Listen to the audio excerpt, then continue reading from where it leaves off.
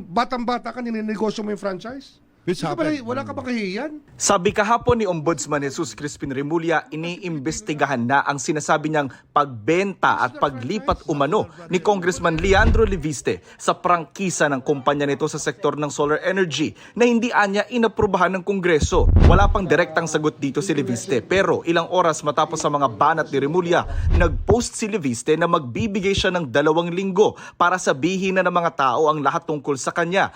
Sasagutin niya raw lahat ito sa pagbubukas ng Kongreso sa Enero 26. Wala pa rin tugon ng House Committee on Legislative Franchises kaugnay sa pahayag ni Remulla.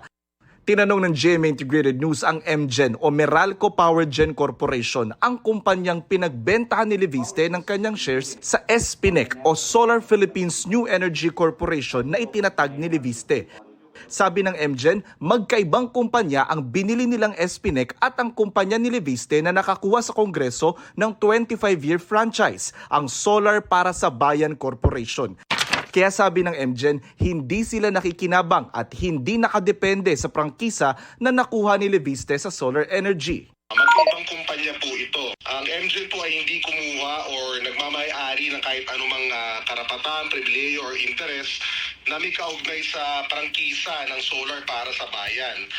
Bukod dito, ang mga negosyo at operasyon ng SPNEC ay hindi nakasalalay sa nasabing prangkisa. Sabi ng MGen, 22.25 billion pesos na halaga ng shares ang binenta ni Leviste sa MGen Renewables, ang renewable energy subsidiary ng MGen.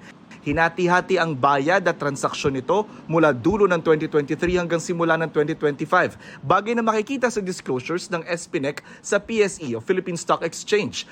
Naglabas din sila ng hiwalay na pahayag para linawing wala silang biniling shares sa Solar para sa Bayan Corporation na siyang nakakuha ng prangkisa sa Kongreso. Sa SPNEC lang daw sila namuhunan at ang pagbili nila ng shares dito ay wala naman daw nilabag na batas o regulasyon, lalo't sinuri at inaprubahan naman daw ito ng Philippine Stock Exchange at Security and Exchange Commission. Nauna nang inanunsyo ng Solar Philippines na isa pang kumpanya ni Leviste na dahil sa mga ibinentang shares ng kongresista, hawak na ng Meralco ang higit 57% ng SPNEC habang 18% na lang ang common shares ni Leviste sa kumpanya. Para sa GMA Integrated News, Jonathan Andal, nakatutok, 24 oras. Pagtatama po, ang ating ulat ay tungkol sa solar power company ni Representative Leandro Leviste.